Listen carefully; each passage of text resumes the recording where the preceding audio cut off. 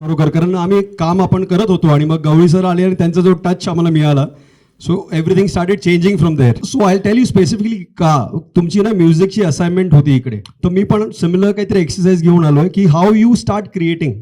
तर तेव्हा ना नकळत आम्ही करत होतो कॉलेजला. तर म्युझिक आहे, सतत टेप रेकॉर्डर लागलेला आहे, आपण करतोय आणि त्याच्यानंतर तुला व्हिज्युअल्स यायला लागले, अरे हां this is how it's done, this is how it's done.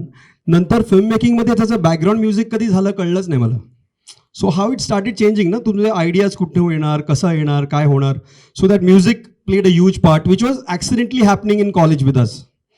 I'm referring to a lot of college examples. Karan, आपण सगळे आता we are equal, we are still students, I'm still learning, everybody is still learning. So we are going to learn all our lives because we are artists.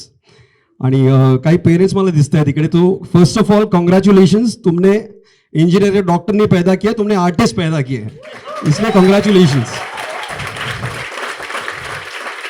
And lot of parents don't know what we do. 2 साल कुछ नहीं कर पाया कोई. So it's very important. We are like excellent breed. So if you're an artist, be proud of it. So whatever we have done in the past, everything, nothing is wasted. So not your commerce, not your science, nothing is wasted. Remember that every element is going to help you later. काही ना काहीतरी त्याचा उपयोग कुठेतरी होतोच आणि ते होणार. आणि मला नंतर आपल्याला जाणवायला लागलं ना तेव्हा, see what Manthan has done, what sir has done is given technique to his learning. पहिलं सायन्स केलं त्यांनी आता, असं मला वाटतं.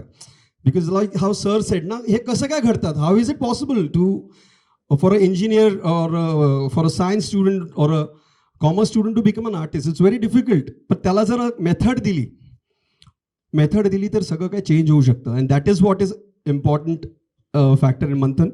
सो अबाउट फिल्म मेकिंग, आधी खूप डिफिकल्ट होतं फिल्म बनवणं, खूपच जास्त डिफिकल्ट होतं. आता खूपच सिम्पल झालेलं आहे because every bloody person has a mobile. तो प्रॉब्लेमच नाही राहिलेला आहे टेक्निशियनचा. And on that mobile you have an edit tool, you have a VFX tool, you have everything on your phone. So nobody can stop you from making a film today.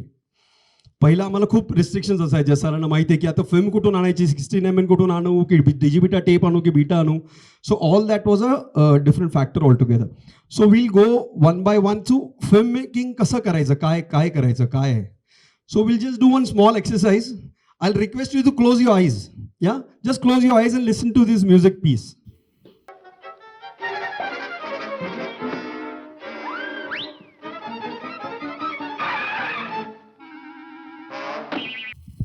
ऐकले music. Obviously you can see the visual now. It was Tom and Jerry. एक music का piece सुन के आपको पता है orchestra, it was Tom and Jerry that was playing.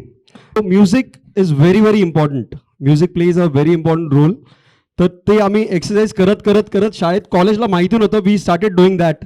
तुमच्या ज्या 10 lines आहेत ते आम्ही 10 लाईन्स केलेल्या. त्याला एक कॅम्पेन आदमी को उजड़ा बना देता है असं लिहिलेलं तेव्हा आम्ही. का केलेलं काहीच माहीत नाही. तुम्हाला आठवत असेल सर की ओ सनम सबमिशन की कसम.